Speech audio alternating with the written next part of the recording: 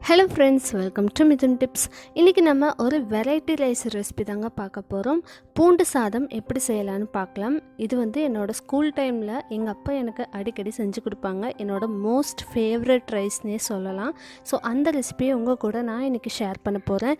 நம்ம சேனலில் இன்னும் நீங்கள் சப்ஸ்கிரைப் பண்ணலாம், மறக்காமல் கீழே இருக்க ரெட் பட்டன் ப்ரெஸ் பண்ணிக்கோங்க. அப்படியே பக்கத்தில் இருக்க பெல் ஐக்கானும் ப்ரெஸ் பண்ணிக்கோங்க. வாங்க வீடியோக்குள்ளே போகலாம். ஒரு கடாய் ஹீட் பண்ணிக்கோங்க. அதில் நான் 1.5 டேபிள் ஸ்பூன் அளவுக்கு எண்ணெய் சேர்த்திருக்கேன். இன்றைக்கி நான் எடுத்துருக்கிறது கடலை எண்ணெய் தான். நீங்கள் நல்லெண்ணெயிலையும் செய்யலாம். 1 டீஸ்பூன் கடுகு, 1 டீஸ்பூன் உளுத்தம்பருப்பு, 1 டீஸ்பூன் கடலைப்பருப்பு சேர்த்திருக்கேன். இது கூட முந்திரி பருப்பு உங்களுக்கு தேவையான அளவுக்கு சேர்த்திக்கலாம், அல்லது நிலக்கடலை கூட நீங்கள் ஆட் பண்ணிக்கலாம். அது உங்களோட இஷ்டம்தான்.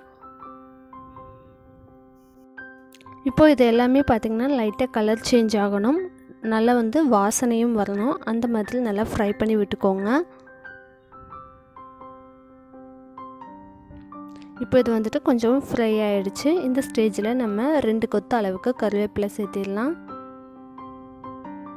கருவேப்பிலை நல்லா பொரிஞ்சதுக்கப்புறமா பொடியை நறுக்குன பெரிய வெங்காயம் 1 கப் அளவுக்கு எடுத்திருக்கேன். அதுவும் இந்த சாதத்துக்கு ஒரு நல்ல சுவை கொடுக்கும். நல்ல பொடியை நறுக்கிக்கோங்க, அப்போ தான் உங்களுக்கு சாப்பிடும்போது நல்லாயிருக்கும். இதை நல்லா பச்சை வாசம் போகிற மாதிரி நல்லா வதக்கி விட்டுக்கோங்க.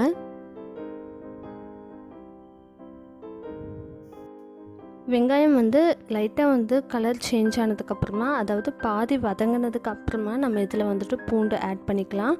வெங்காயம் சீக்கிரமாக வதங்கிறதுக்காக கொஞ்சமாக உப்பு இதிலையே சேர்த்திடலாம்.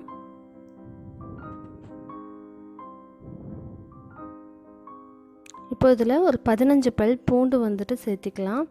நல்லா பொடியாக நறுக்கி அதுக்கப்புறமா இதில் சேர்த்திக்கோங்க. அப்படிங்கும்போது உங்களுக்கு சீக்கிரமாக குக் ஆகிடும்.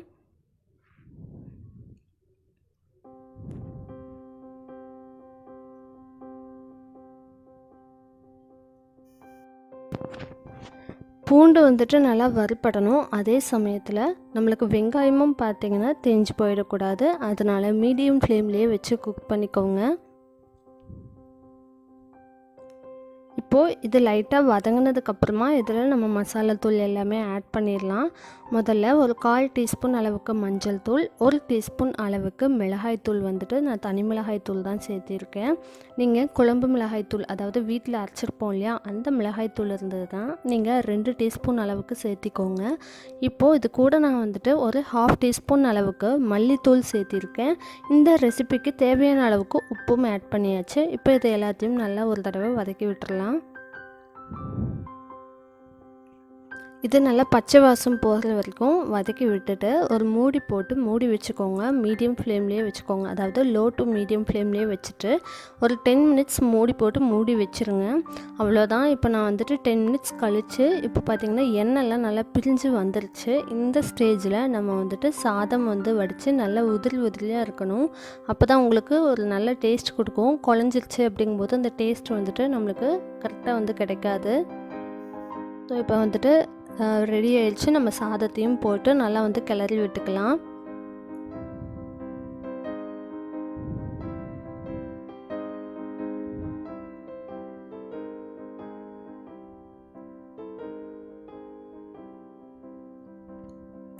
இது பார்த்திங்கன்னா ரொம்பவே ஹெல்த்தியும் கூட. நம்ம பூண்டு அதிகமாக சேர்த்திருக்கிறதுனால நீங்கள் வீக்லி ஒன்ஸ் ஆகுது இந்த ரைஸ் லஞ்ச் பாக்ஸ்க்கு நம்ம செஞ்சு கொடுத்து விடலாம்.